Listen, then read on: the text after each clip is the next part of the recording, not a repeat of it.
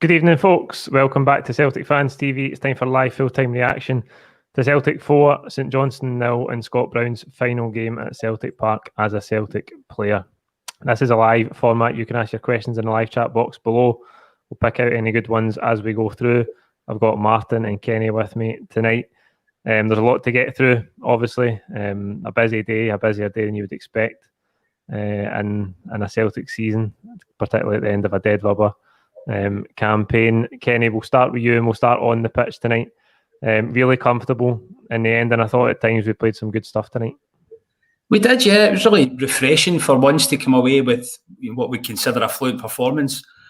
I mean, the first 20 minutes, it looked like it was just going to be sort of stuffy. They were getting balls into the wide area that were causing us problems. You know, it looked like we were playing too narrow. It looked like we were going to fall into a similar pattern than we have done. But that Turnbull goal, which was a clever goal, I think, you know, hitting that low under the wall like that in a deliberate way, really sparked us into action. Brilliant follow-up from Eddie almost immediately afterwards. And then Turnbull really started to get really inventive after that. I thought he was pulling the strings. They didn't know how to cope with it. And we were really feeding off him and causing them. It could have been 4-0 at half-time. It could have been greater than that. Montgomery, you have to give him a mention. He looked fresh. He didn't look intimidated by the prospect of his home debut. He looked comfortable with the ball at his feet. And we'll maybe go on to talk about him a bit more. But that first half, against a team that are high in confidence, against a team that have got to 2 cup finals, have already won one of them, they're no mugs, and we really taught them a lesson in that first half. Carried on into the second half, brilliant one-touch stuff with Forrest, Edward. Christie was playing well. I don't know if he felt there's a bit more identity to his position, I think, with McGregor being out of the team, and he looked a better player for it, so maybe he's just lost his way entirely, Ryan Christie, but seeing him in there without McGregor maybe changed things for him, because he was pulling the strings pretty well. And then, it was a typical Scott Brown performance. It might seem a bit cliche to say that in his last game, but he was just sitting in the centre circle, dominating the game, people bouncing off him, playing nice balls wide. It was great to see him play a classic performance, and we, I think, rose to the occasion to put down a marker that, was deserved of his honour tonight, because it would have been a shame if he went out and we didn't put in the type of performance that he personally deserved. And then nice to see, little Dembele coming on for a cameo at the end and getting a goal. So all round, a pleasing performance, and obviously what has been an awful campaign, but nice to see us turn on a bit of style, really, for Scott Brown. It was all about him tonight. Aye, absolutely. And Martin, some of the quality of the goals tonight, particularly the first two, Kenny's kind of touched on Turnbull's strike with the indirect free kick. Nicely worked, but the second goal in particular was, I think Sorrow got the goal of the season vote. If it had been a day later, surely that would have been goal of the season for Edward for the second one. That's just what we expect of him. He's such a classy player, and the pass came from the captain, I think, long pass, and then just control well the nutmeg initially, and then they control the it was just an Eddie type goal, the wee chip over the keeper, the wee dink. We've seen him do that time and time again, but it was good to watch. I thought his was the pick of the night, pick of the 4.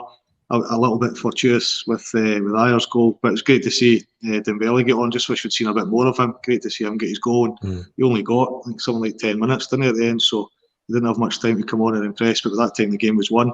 I did think at 2-0, St Johnstone had a couple of chances, albeit we had all the possession, and we created a lot of chances. I think we had about 11 on target, 19 shots in total. So as Kenny's said very, very well, it was a dominant performance, and good performance all over the pitch, in defence, midfield and up front. I do think Christie benefits, not just with McGregor out of the team, but I think the inclusion of Forrest puts Christie in a more favoured position, and I thought Forrest was good tonight as well. Kenny, I don't know if you mentioned him or not, but I thought it was good to see him in the team. We've missed him massively this year. He's not everybody's favourite player, just because he drifts in and he drifts out of the game, but when he is involved in the game, he tends to make a good impact. I think he's a bit like Christie. Sometimes he disappears in the big games. He doesn't score enough goals against Rangers, for example, similar to Christie and many other players. But I thought it was good to see him back tonight. We've missed him massively, but a lot to be pleased with tonight overall. Paul, just a little bit too little too late in the season, and just a wee bit. You look back at some of the stats. I think we started the three points for a win away back in 1994. That's how long ago it was, and this is our worst ever season. When it comes to points per game, we're down at 2.05, our worst ever in 26 years. But good tonight, good performance tonight. Against us, if you're to be a bit cynical, Aye, 2.05. The last time we were anywhere near that was away back in '97. That's how long ago we were close to that figure. That's how far we've fallen, sadly. That really puts it into context. It does. And all I've heard say about tonight was St Johnstone didn't have their strongest team. I take on board what Kenny's saying 100%. They've had a great season getting into 2 finals, but it was a weakened team because of the COVID issues they've had. Aye, definitely. I think, I don't know how many starters they had. I know the likes of Rooney and Kane were in the team, but they kind of looked like they might have had a few beers on Sunday night after their victory at times in that game tonight. Kenny, Edwards let us down at times this season. There's no doubt about that. But the quality in that first touch and the finish is so characteristic of what we know he's capable of. Yeah, and that was him in a nutshell. That's why he's going to go and play in the English Premier League and hopefully get a nice fee in the process. And he's just not done it enough this season. I think he's going to finish the season top goal scorer in the league quite comfortably, remarkably, given how poor we've been. But I think he's let us down with his attitude this season. I think he has been lacklustre at times. I think he's overplayed at times. He's been too selfish with the ball throughout the season instead of being professional and playing people in. He's just tried to score all of his own, and he's failed many times. I think he's been a bit lazy at times, especially in those latter games against Rangers at Ibrox. It was cringeworthy watching him at times, and that's disappointing because he goes down in Celtic's history. He won us the treble. He dug us out a hole that day. Eddie has been a brilliant servant to Celtic, and we had to spend 9 million on him, but we're probably going to get double that back. I think if he does go down to the English Premier League, he'll need to adjust his attitude, and he'll probably need to be less selfish with the ball. But look at that skill. Look at the quality. It doesn't matter what your league you're in. Look at his record at France. He's going to score. If he gets his head down, he could go into the English Premier League and play for a top half club and score 20 goals. I don't think there's any doubt. And he's going to be a huge miss for us because we're not going to have the funds to immediately replace him. We're not going to get a like-for-like swap, but a big miss in that one moment. You just see how superb he can be. He's got all the technical ability in the world. That touch, he actually nutmegs Rooney as well, and then the dink is just nonchalant. Martin, we seen a start for Adam Montgomery at left back tonight, and as Kenny briefly mentioned earlier, I agree. I think his touches looked assured. He looked confident on the ball. We can't get too carried away making your debut in that sort of fixture, sort of end of season game. No crowd there as well, but I mean, I thought he was good. I enjoyed his performance as well, and I thought he was quite composed. He's been in and around the squad for a few weeks now, and chapping on the door, been on the bench as well. It was just great to see him get a chance, and I know we've persevered with the other two left backs, but similar to the keeper in the left back position and the keeper, we just can't make up our mind. I don't know if it's who's the best or who's the worst. I think it's probably who's the worst. So it's great to see Montgomery come in. I mean, we've been saying it for long enough. There has to be some talent coming through, and let's see it. And I know we've got Welsh in there, but we have had literally a handful of players over the last decade that have come through the academy. So it's great to see the youngsters getting a chance, and I'm sure all the fans that are watching him tonight were desperate for him to do well. And I thought it was a good, solid performance. And he's only got one more game to play in this year. Hopefully, he'll get a game at the weekend, and then we'll see if he can feature next year. It'd be great because that position's up for grabs as well. No, it's been one of our Achilles' heel this year. Other than the goalkeeping position, that's been our weakest position.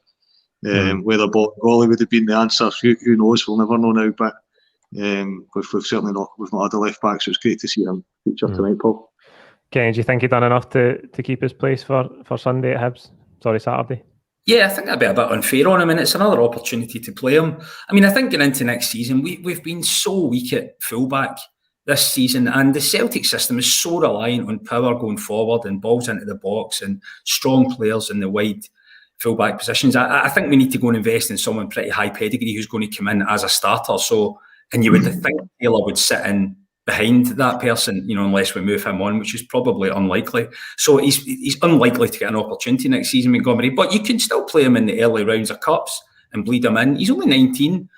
He looked really comfortable on the ball, and you can tell. You only need to look at David Turnbull for 2 minutes to realise he's got talent. He was that type of player. He's not a David Turnbull by any means, but he was very natural on the ball. He wasn't afraid to defend, and I think you could see a bit of character in his play. He was happy to come and receive the ball. He wasn't hiding. It was a bit like Frimpong's debut, if you remember. He was desperate to get the ball. He was going by men, and he caught your eye, and he went on to be, captures a lot of money. So yeah, pleased with him. And left back's an area we've struggled with. I'd definitely keep him. So it looks like we should be keeping him around the squad, at least in the early rounds of cups next season.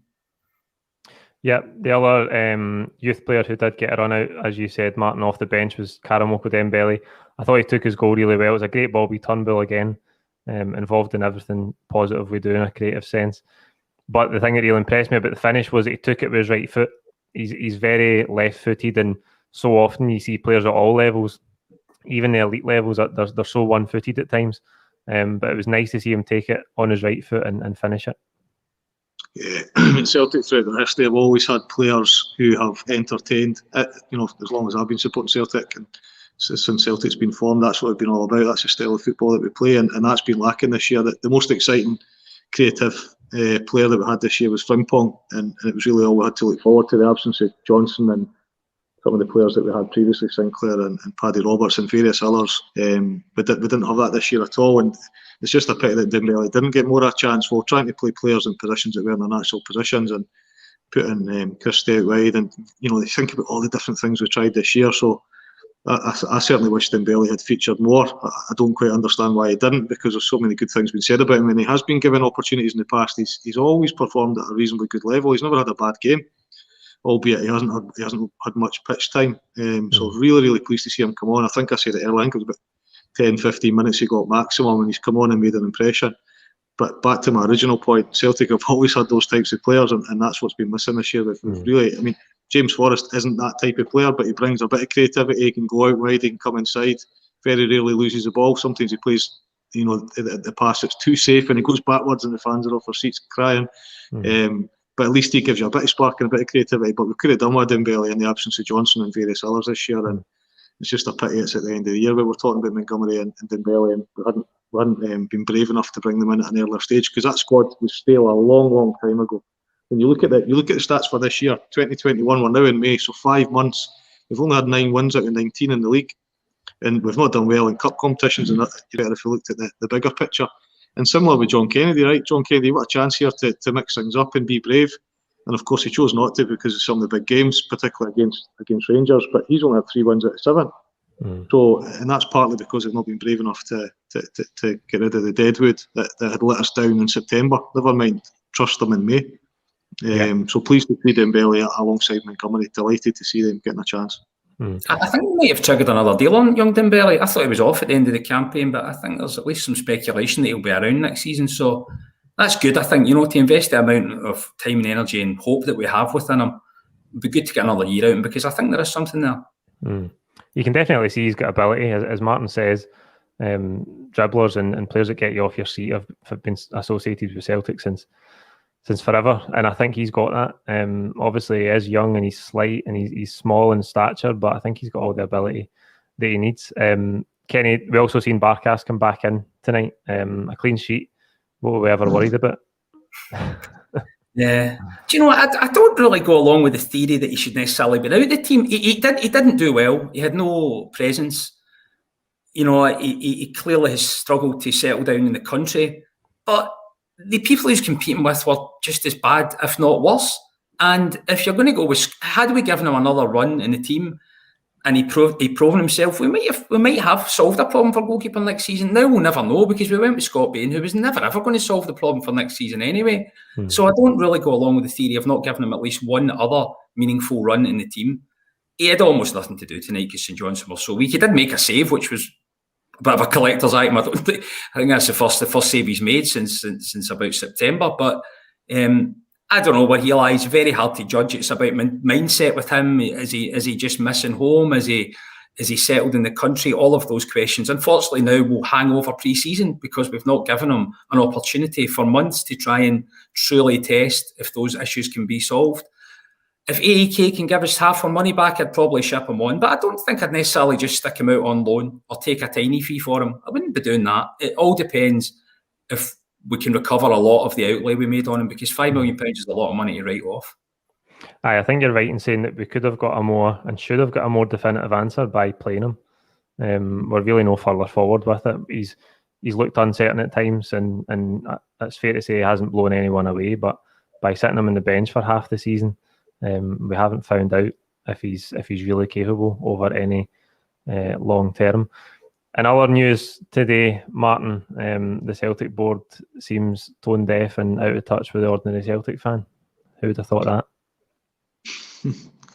Yeah, I know. It's just defies belief, and I think we've talked about it every single week on the show, and there's always been something to talk about with regards to what reaction we're going to get. And for a long time, it was a manager, and it was a manager moving on. Now it's who's coming in. What the fans expected to commit to, when the club won't commit to the fans. It's just an ongoing theme, and it's hard to believe that we're in May, and it's not just weeks but months since Lennon moved on, and we're still no further forward. For a club the size of Celtic, there should be a lot more clarity and urgency, and I do not believe, I know Kenny and I have had some good debates on this show around what type of manager Celtic should be attracting, but one thing's for sure, it shouldn't be taking this long to make a decision and bring somebody in, unless there's stuff with Eddie Howe that we're just not aware of, where he's contractually bound and we can't make an announcement until a certain time arrives. But even give us something, give us some statement that says, look, we've got some clarity, we've got some direction, but we're not in a position to announce it yet. Something like that makes us feel like there's progress being made. But it's the absence of that makes us think the opposite, that there's nothing happening. And it's very frustrating. Just there was some concrete, I suppose, media stories today that the deal with Eddie Howe has been agreed. As I say, it's been rumbling on for weeks, but I think the Daily Mail confirmed it today. I think there might have been something in TalkSport as well. So it does seem to be gathering a pace. Kenny, in terms of the statement the club made today with the Green Brigade's banner for Scott Brown and then the Palestine flags, the statement, regardless of what you think of the issue, the statement is extremely blunt. There's no name to it. It's just a bland, faceless statement from a PLC that shows no understanding or emotion as to what the point of putting those flags there might have been. Yeah, and it was unnecessary. Did they even need to make a statement? I mean, I do accept. I think they were fined by UEFA, Celtic, because of Palestinian flags in the ground before. So they're in a difficult position if that happens, right? Let's face facts. But you don't need to come out. When I read it, I thought it was like Rangers fans that got in and defaced the memorabilia for them or something. That was the tone of it. You had to sort of read into it a bit further to realise they were actually talking about their own support. That's how sort of negative the tone of the whole thing was. So, yeah, whoever thought that was a good idea has completely misjudged the whole thing. We've obviously got Don Mackay in there, whose communications is meant to be one of his strengths. Hopefully he didn't proofread that and sanction that, because that's a bit of a worry if that thing's going to continue, even though he's there. It was a delicate situation, but they've handled it all wrong. I mean, and it's a sort of final nail in the coffin of communication with the fans this season. The only thing that's going to lift us is if they appoint Eddie Howe. If they don't appoint Eddie Howe, then I shudder to think what's going to happen, because they've lined themselves up for a huge humiliation. The fans will implode. Season tickets will plummet. I think it's that heavy. I think that's how much lays on the line with the appointment of Howe. The reverse will happen if he's appointed. They'll get a lot of credibility. Season tickets will probably sell out, even though it's uncertain, and the mood and the whole thing changes. Looks like we have got him. But then we talked about this at the start of April and said we can't wait for the stock exchange to open because we've got him. And that was 6 weeks ago. So it would be a bit naive to sit here and say we've definitely got him. But that's the one thing that can change all this and salvage the board's credibility from what has been an absolute disgrace in terms of their own input this year. It's been like a competition to see if we can have a worse season off the pitch than we've had on it at times. Martin, the statement today said that the fans who were allowed the privilege of coming in to put the banner up for Scott Brown exploited the situation. But then the club proceeded to tell us we could buy 70 quid Scott Brown tracksuit tops if we wanted, as a few people pointed out on Twitter. Again, that's the kind of thing that when the club are communicating that bluntly with the support on an issue that most of the support feel passionately about, and that they think matches up with the values of what Celtic is, but then for them to offer us a 70 quid tracksuit top for the same situation, I mean, it's just bonkers, isn't it? It is, and I thought the statement was badly written. I thought it was relatively brief, but it wasn't well written. I don't know, as Kenny says, I don't know who wrote it and who checked it before it went out, but it's quite direct. I also felt it was unnecessary. I thought they could have just dealt with the matter relatively quietly. One of the things that amazed me when I seen some of the pictures was it just a free-for-all for the fans to go in? Because it looked like that particular area was littered with what Celtic considered to be inappropriate flags, banners, whatever you want to call it. So I wonder, were the fans just allowed in and there was nobody from Celtic in, or was it just stewards who were saying, knock yourself out and do what you want? Because if they were objecting to what was happening, surely they could have put a stop to it at an early stage. So, the whole thing's bizarre. But as you say, Celtic on one hand try to profiteer from the whole situation. I think the fans got a free Scott Brown programme, didn't they, as part of their season ticket package. But that was the extent of it. And otherwise, as you say, try to profiteer. But what to put the boot in, totally inappropriate in the current circumstances to put the boot in with the fans. They should be eternally grateful for their support.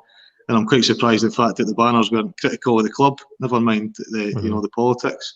And as you say, it does link in with the values of the club, ironically, and the board are out of touch.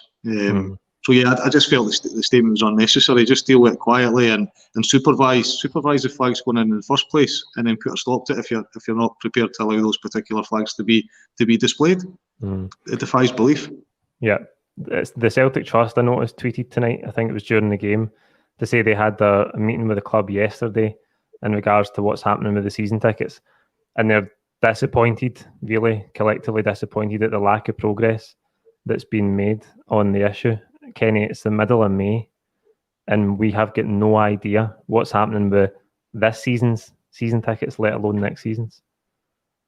Yeah, I don't really, in my mind you kind of think, well, the delay must be they're trying to chime in the appointment of the manager with the announcement for the tickets so that they sort of ride on, how galvanised the fans are, and that bolsters their income. But that's got a limited shelf life. They sent out that relatively vague statement a week or so ago, basically teeing up to say we're going to try and come after the season, book money, even though we don't have a manager in place. So it reeks of the fact that they're dithering around and they don't really know what they're doing. I don't really know it's to be balanced about it. It is a challenge for them in terms of, can they afford to give us a reduction in season ticket money? Possibly not, if they want to have any chance of competing on the park next season. I mean, I'm sure they could, right? They could give us 50% off. But we're not going to rebuild the squad in that case, and we're not going to win. We're going to be, second at best again. That's the reality of it. The economics of it are difficult, and it's very difficult on an individual basis. It's difficult for people, to be afford a full ticket again, and it's a challenge for everyone. But the club just need to take a definitive stance on it. That's why the directors are paid a lot of money. That's why the board are there. They're there to handle pressured situations that result in difficult decisions and result in clean, quick communication. And it's so amateurish across the board that the fans are disillusioned by it. I don't know, it might be the end of the month by the time they come out, the season books, but if it's not Eddie Howe, I'm really fearful how much uptake they're going to get. I think the thing that stands out to me is it seems to take Celtic 3 or 4 times longer than it would take any other football club to sort these kind of things out. It's happened in so many occasions this season in so many different areas that whenever you're looking for an answer or a solution from the club, it takes so long. Martin, I think we should end tonight by paying tribute to the captain in his last game at Celtic Park. What a servant to the club he's been.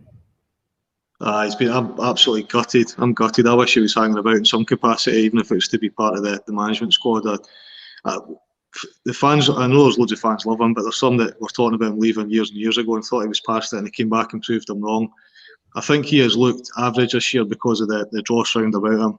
He's a top player, and he's still a top player, and I'm sure he'll go on and be a huge asset for Aberdeen. He's got a couple of years left in him, without a doubt. He's looked after himself.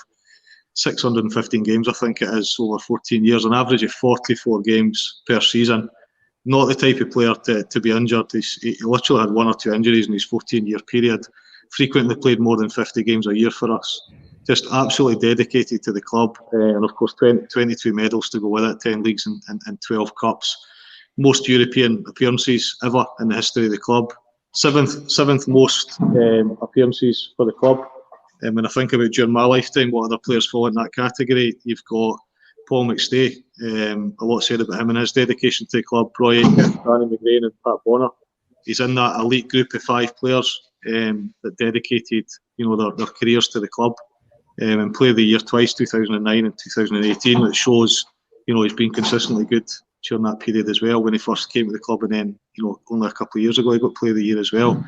But we'll miss him massively. There's not anybody who works alongside him. There's nobody who's got a bad word to say about him. You see the likes of Tierney and other players who've moved on, who at every opportunity say great things about him. I was lucky enough to be in the arena recently where he had his night on his dedication to the club, and you could just feel the love for him that night. You could hear a pin drop when he spoke. He's highly respected, and the club will massively miss him because he brings everybody together. He's a proper captain, and personally, I like to thank him. I'm sure he occasionally listens to shows like this pod. Personally, like to thank him for his dedication to the club. A real Celtic man who's not going to be fully appreciated until we try and replace him, and we'll struggle to do that. Yeah, tomorrow I'm going to get the chance to talk to him in a fan media press conference, so we'll have videos from that as soon as they're available. Kenny, you'd never have thought 14 years ago when he signed for Hibs that he'd have had the career he's had at the club.